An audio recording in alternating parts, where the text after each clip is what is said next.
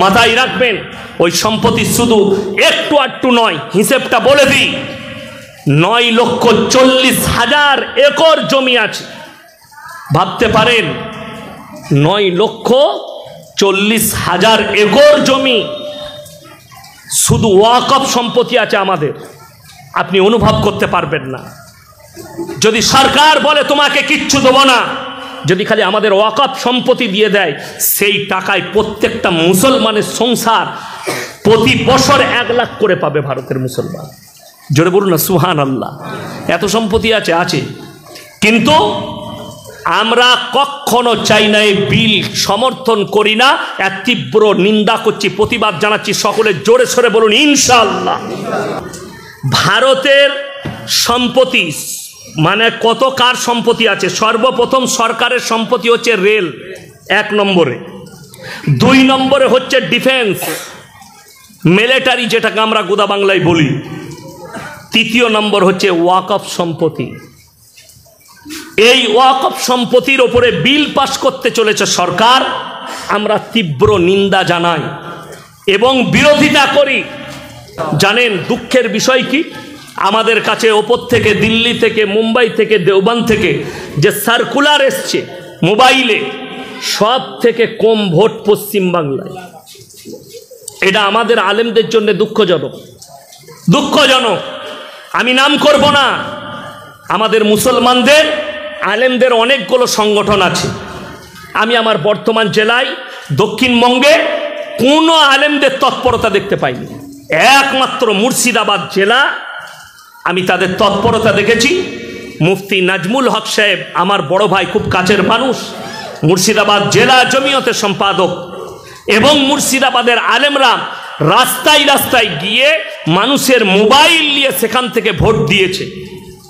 আমি বর্ধমানেও দেখতে পাইনি, আর আমার গলসিতেও দেখতে পাইনি। জানি না কারা চেয়ার নিয়ে বসে আছে, তাদেরকে অনুরোধ করব, এই চেয়ারটা যদি ইয়াসিনকে দেন, এই চেয়ারটা শুধু বসার জন্যে নয়, কওমের জন্যে চিন্তা করার। আজকে মানুষ পদের লোভী হয়েছে, কিন্তু পদের অপব্যবহার করে। ওই জন্যে আমি বলে যাব, প্রত্যেকটা মুসলমান ভাইয়ের দায়িত্ব, আপনারা কালকে রাত 12টার আগে স্ক্যান করে ভোটটা দিয়ে দিবেন। সকলে জোরে বলুন ইনশাআল্লাহ। তা না হলে জেনে রেখে দেন, আপনার মসজিদ, ছোট নীলপুরের মসজিদ থাকবে না। সরকার যদি বলে কালকে আমার প্রয়োজন, ডজার দিয়ে ভেঙে দিবে, আপনাকে বলবে অন্য জায়গায় মসজিদ করে দিচ্ছি। সমাজকে ধোঁকার প্রতারণায় ভরিয়ে দিয়েছে। আপনার বাচ্চা হচ্ছে না, আল্লাহর কাছে কেঁদে কেঁদে চান, আল্লাহ সন্তান দান করো। দেনেওয়ালা, সকলে বলুন দেনেওয়ালা কে? আরো জোরে বলুন কে? একমাত্র আল্লাহ রাব্বুল ইজ্জত হচ্ছেন দেনেওয়ালা, সন্তান দেনেওয়ালা আল্লাহ। হায়াত, মত, ভালো মন্দ, কল্যাণ অকল্যাণের মালিক সকলে বলুন কে? একমাত্র আল্লাহ রাব্বুল আলামিন। আমার ভাই, আমার বলার উদ্দেশ্য, ধোঁকা, প্রতারণা, প্রবঞ্চনা যে যাই করছে, আমার আল্লাহর কাছে কিন্তু কিয়ামতের দিনে ধরা পড়বে, আল্লাহর কাছে পাকড়াও হবে, রেহাই নেই। আল্লাহর কসম, আজকে যদি কোর্ট বিচার না দিতে পারে সেই নির্যাতিতার, আল্লাহর কসম আমার আল্লাহ কিয়ামতের দিনে কঠিন বিচার করবেন। আর আল্লাহর যে বিচার, আল্লাহর কসম সূক্ষ্ম বিচার। ইয়াউমা লা তামলিকু নাফসুন লিনাফসিন শাইয়া ওয়াল আমরু ইয়াউমাইদিন লিল্লাহ। আপনি জানেন, আমি একটা জলসাই বলেছি, আপনারা হজেতে, এখানে হাজী সাহেব কেউ আছেন? আপনি মাশাআল্লাহ, আর কে আছেন হাজী সাহেব? আচ্ছা, একজন হাজী সাহেব আছেন। হজের এ কথা বলবেন না ভাই। হজের ময়দানে 30 থেকে 40 লক্ষ হাজি এক জায়গায় হয়। কত বললাম? 30 থেকে 40 লাখ। বুড়ো বুড়ি যেগুলো হজ করতে যায়, ওটা ভারত, বাংলাদেশ আর পাকিস্তানের বুড়ো বুড়িরা হজ করতে যায়। সেখানে কমপক্ষে 15 লক্ষ নারী থাকে হাজি বিবি, তার মধ্যে 10 লক্ষ খালি যুবতী বিটি ছেলে থাকে, যুবতী মেয়ে। তারা কোথাকার? ইরান, ইরাক, লেবানন, জর্ডান, মিশর, আপনার দুবাই, ইন্দোনেশিয়া, মালয়েশিয়া, এরা যুবতী অবস্থায় হজ করে বিয়ের আগে। এরা বিয়ের আগে হজ করে। এতগুলো 10 লক্ষ যুবতী বিটি ছেলে থাকে। আমি বর্তমান টাউনে শিক্ষিত সমাজকে চ্যালেঞ্জ দিয়ে গেলাম, 1 বছর সময় দিলাম আপনাকে, পৃথিবীর ইতিহাসে মক্কা মদিনায় একটা যদি ওই হাজি বিবিদের মধ্যে যুবতী বিটি ছেলে ধর্ষণ খুঁজে পান, যে হজ করতে গিয়ে একটা নারী ধর্ষিতা হয়েছে, আমি মৌলবি শওকতের বেটা জীবনে আর জলসা করব না। চ্যালেঞ্জ। সকলে একবার জোরে বলুন নারায়ে তাকবীর। জানেন ইসলাম এত সুন্দর কেন? আরবে আছে, কেউ যদি ধর্ষণ করে মাঝ রাস্তায় দাঁড় করিয়ে তার মুন্ডু ছেদ করে দাও। কেউ যদি পরকিয়া করে, ছেলে মেয়ে যদি বিবাহিত হয়, অর্ধেকটা পুঁতে খেপা কুকুর লাগাও, না হলে পাথর বেড়ে হত্যা করে দাও। দ্বিতীয় আর পরকিয়া খুঁজে পাবে না। একটা ধর্ষণকারীকে যদি বিষ চওড়া হয়, তার মুন্ডু ছেদ করা হয়, দ্বিতীয় জন ধর্ষণ কাবার সাহস পাবে না। আরবে আছে, কেউ যদি চুরি করে তার হাত দুটো কেটে দাও। যার কারণে মক্কা মদিনায় হজ হয়ে গেলে কি করতে হয়? কি করে? লড়ি লড়ি চপ্পল ফেলতে যায়। যদি সোনার জিনিস পড়ে থাকে কেউ হাত দেবে না। আপনারা জানেন আরবে আজান হয়ে যায় মক্কা মদিনায়, আর দোকানিরা দোকান খোলা থাকে, নামাজ পড়তে ঢুকে যায়। কি হাই সাহেব, ঠিক তো? কিন্তু মালে কেউ হাত দেবে না। আপনি যদি আমাদের বর্তমান টাউনে মনে করেন ইয়াসিন ভাই বলে বলছে দোকান খোলা থাকবে, নামাজ পড়তে যাবি, ঘুরে এসে দেখবে দুটি চানাচুরু নাই, সেটাও নিয়ে পালিয়েছে। কেন? চোরে তো ভর্তি। কথাটা ঠিক বলেছি না বলি না? কথা বলে বাস্তব কথা। কেন? এখানে চুরি করলে হাত কাটা হয় না, এখানে চুরি করলে শাস্তি দেওয়া হয় না। বড় কষ্ট লাগে যদি কেউ পরকীয়ায় ধরা পড়ে, কারুর বিবির সাথে ধরা পড়ে, আমাদের দেশে বিচার হয় 1 লাখ টাকা জরিমানা কর, রিহাই হয়ে গেল 1 লাখ টাকা জরিমানা দিয়ে। এ আমার মুসলমান যুবক, আমার ভাইরা শুনে যান, ইসলামী শরীয়তে জরিমানা হারাম। জরিমানার টাকা যারা খাবে হারাম খাবে, জেনে রেখে দিবেন। আপনি জিনা করার টাকা খাচ্ছেন। হযরতে উমরে ফারুক রাদিয়াল্লাহু তাআলা আনহু, তিনার সন্তানকে গাছে বাঁধা হয়েছে। সাহাবীরা বললেন, এ আমিরুল মুমিনিন, এটা হচ্ছে আপনার সন্তান। কি বললেন জানেন? এ আল্লাহর নবী, সাহাবীরা শোনো, দেশের মানুষ, আমার সন্তান বলে যদি আজকে একে রিহাই দাও, এর থেকে বড় ক্রাইম করবে, এর থেকে বড় খারাপ কাজ করার সুযোগ পাবে। তাই একে 100টা কুড়া মারো, যেটা ইসলামী শরীয়তে বিচার আছে, বিচার ব্যবস্থা করো, আর একে ফাইসালা করে সেই শাস্তিটাই দান করো। জোরে বলুন সুবহানাল্লাহ। আর আজকে বড় কষ্ট লাগে, দুঃখ লাগে যে একটা মেয়ে ধর্ষিতা হয়ে যাচ্ছে। একটা কয়েক বছর আগে আসিফা বলে একটা বাচ্চা মেয়েকে ধর্ষণ করা হয়েছে, মার্ডার করে দেওয়া হয়েছে। গুজরাটে বিলকিস বানু, পেটে বাচ্চা ছিল, প্রেগনেন্ট, 11 জন মেলে তাকে ধর্ষণ করেছে। কেন? দেশে বিচার নাই, তাদেরকে ষাঁড়ের মতো জেলে পালা হয়। আমি চ্যালেঞ্জ দিয়ে বললাম, আমাকে যদি সিএম এর কুর্সিটা 24 ঘন্টার জন্য দেওয়া হয়, এই ধর্ষণকারীর মুন্ডু ছেদের অর্ডার আমি মৌলবি শওকতের বেটা দিতাম। যদি আমাকে 24 ঘন্টার জন্য দেওয়া হতো, মুন্ডু ছেদ করে দেওয়া হতো, তাদের ক্রাইম থাকতো না, চুরি থাকতো না। যদি কোরআনের কানুন চালু করা হয়, আমি বলে যাচ্ছি, যদি 48 ঘন্টা কোরআনের একটা আইন চালু করে দেখো, তাদের মুন্ডু ছেদ করা হবে, তারা ধর্ষণ করেছে, যারা অন্যায়ভাবে ধর্ষণ করেছে। ওই জন্য কোরআন শুনেলেন, কত বড় বার্তা দিয়েছে কোরআন জানেন? ওয়ালা তাকরাবুজ জিনা ইন্নাহু কানা ফাহিশা ওয়া সা সাবিলা। ব্যভিচার করা তো দূরের কথা, যে রাস্তায় ব্যভিচার হয় সে রাস্তার ধারে পাশে যাতায়াত করো না। আমি কালকে পুরুলিয়া ডিস্ট্রিক্ট গিয়েছিলাম। কোথায় বললাম? পুরুলিয়া।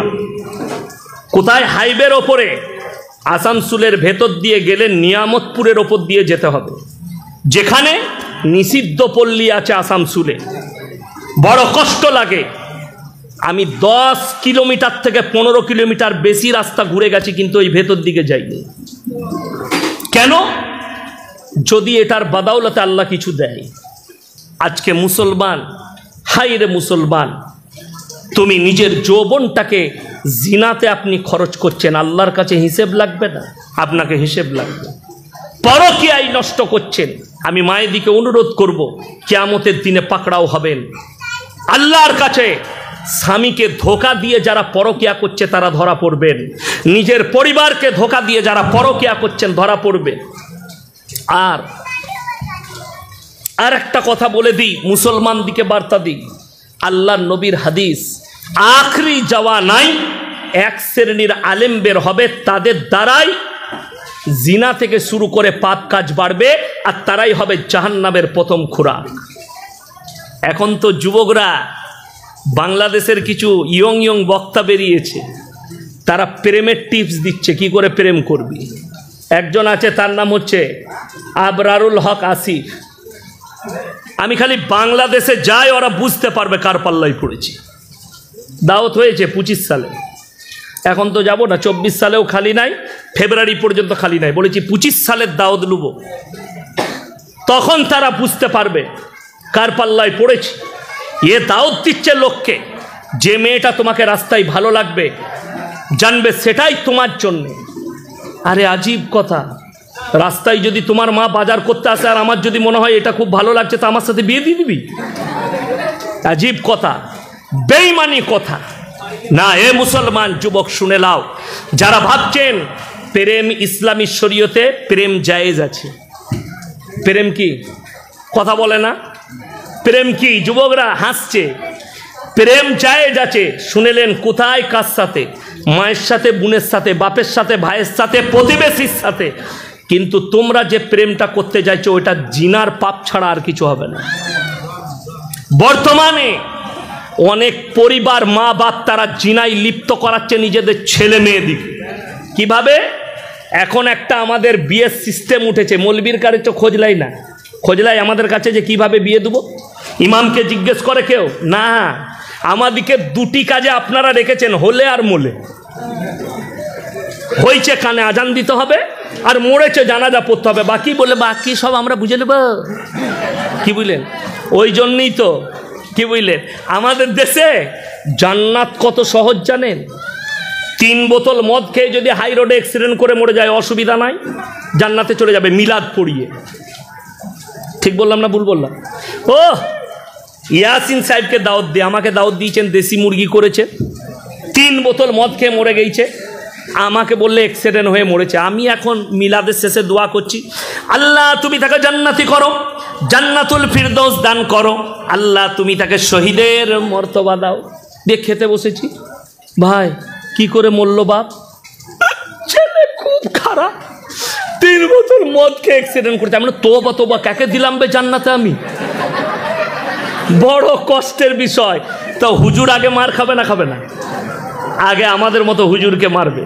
বড় কষ্টের বিষয়। আপনি মনে করছেন হুজুরকে হায়ার করে মাতালকে জান্নাতে পাঠাবো? যে মদের ভাটিতে জীবন কাটিয়েছে, যে গাঁজার ভাটিতে জীবন কাটিয়েছে, তাকে বলছেন জান্নাতে দেবো? কোরআন শোনাবো আপনাদিকে, চোখ দিয়ে পানি আসবে। পৃথিবীর যিনি শ্রেষ্ঠ ব্যক্তি, পৃথিবীর যিনি শ্রেষ্ঠ ব্যক্তি, তিনি হচ্ছেন হযরত মুহাম্মদ মুস্তাফা, সকলে বলুন সাল্লাল্লাহু আলাইহি ওয়াসাল্লাম। আচ্ছা, নবীজির থেকে দামি লোক এসছে পৃথিবী থেকে? কিয়ামতের সকাল পর্যন্ত কেউ আসবেন? জোরে বলুন না সুবহানাল্লাহ। চলুন, আল্লাহর নবীর কাছে একজন সাহাবী ছুটে এলেন, ইয়া রাসূলুল্লাহ, ইয়া হাবিবাল্লাহ, আপনার চাচা যান যেন মৃত্যুর শয্যায় শুয়ে আছেন। নবীজি ছুটে এলেন আর চাচার হাতটা টিপে ধরে বললেন, চাচা তুমি একবার কলমা পড়ে নাও, একবার কলমা পড়ো, আমি আল্লাহর কাছে কেঁদে কেঁদে তোমার জন্য দোয়া চাইব।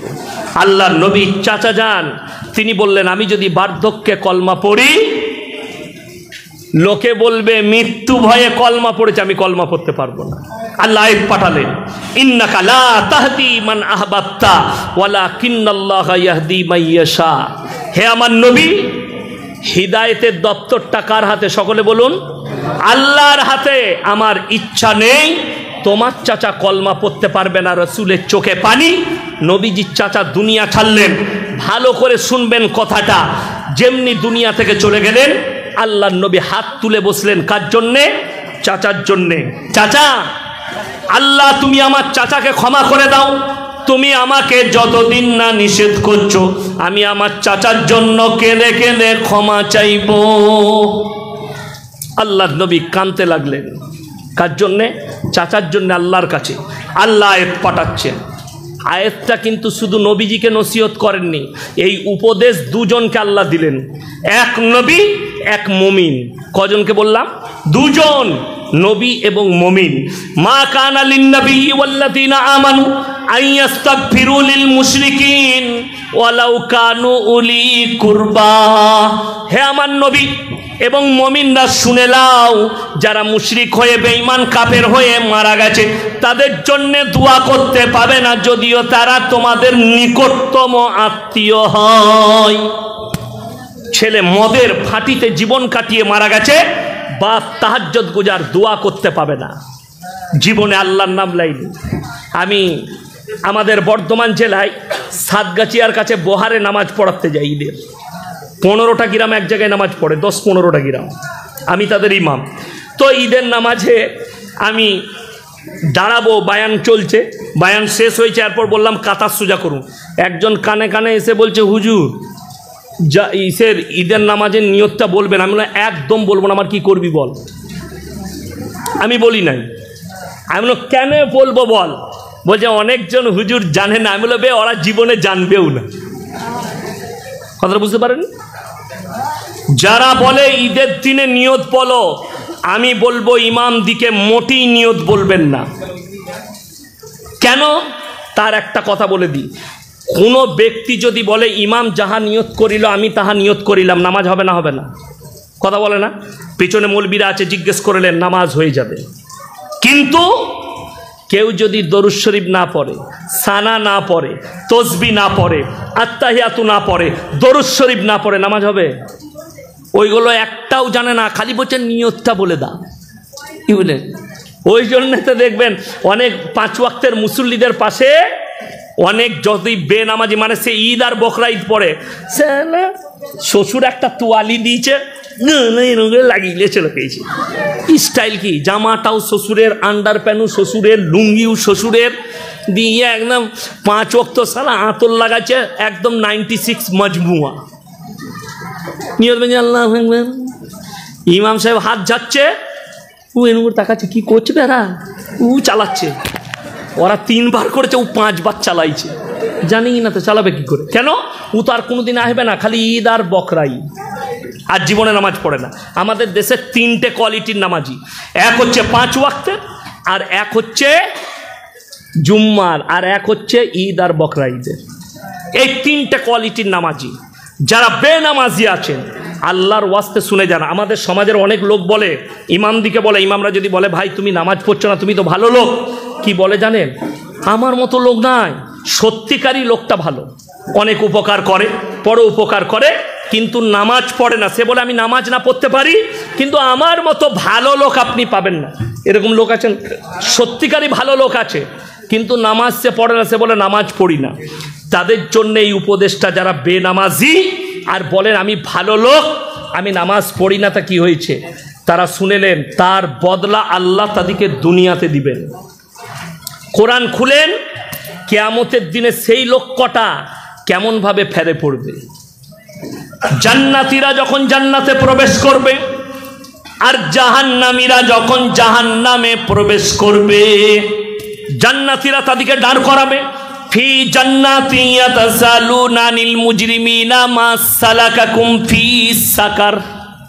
তোমরা কেন জাহান্নামে যাচ্ছে? তোমরা বলতে তো আমরা ভালো লোক, তোমরা বলতে আমাদের মতো লোক নেই, আজকে তোমরা জাহান্নামে যাচ্ছ।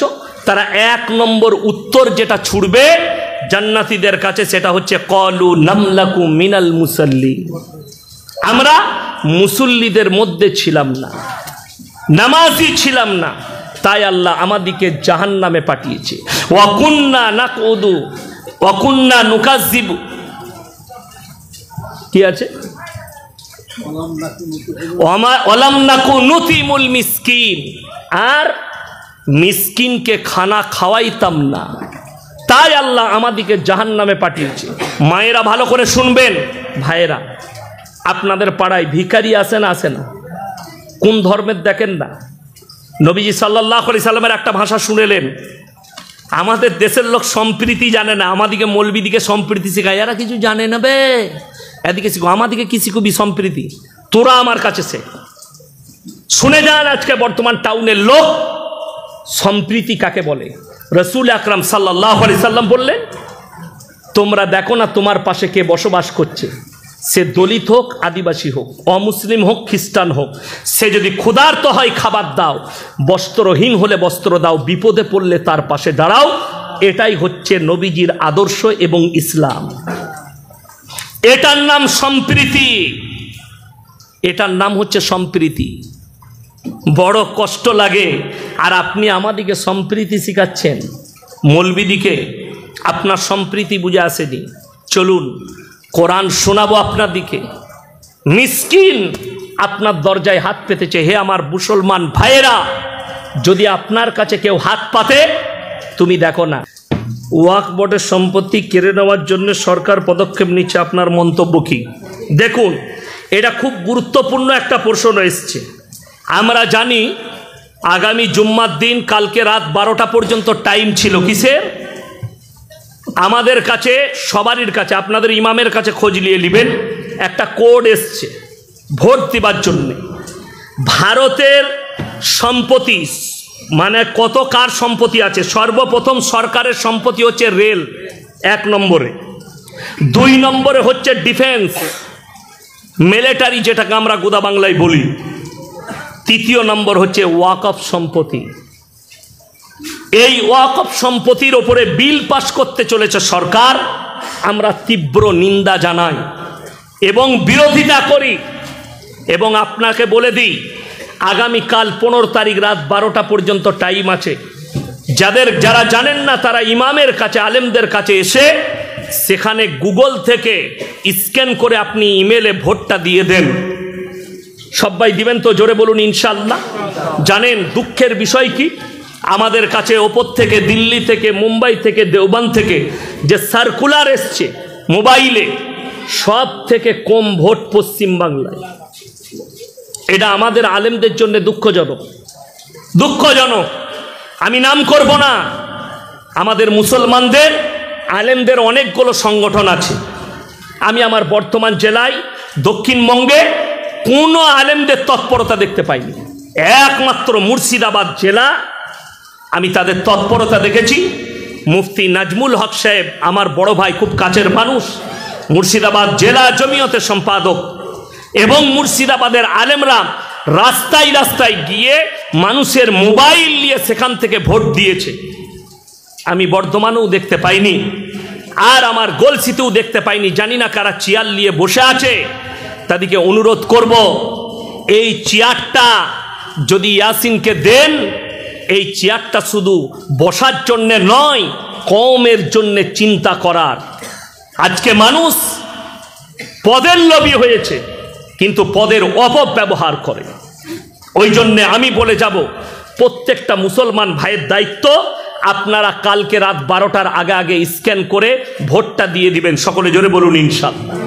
তা না হলে জেনে রেখে দেন, আপনার মসজিদ, ছোট নীলপুরের মসজিদ থাকবে না। সরকার যদি বলে কালকে আমার প্রয়োজন, ডজার দিয়ে ভেঙে দিবে, আপনাকে বলবে অন্য জায়গায় মসজিদ করে দিচ্ছি।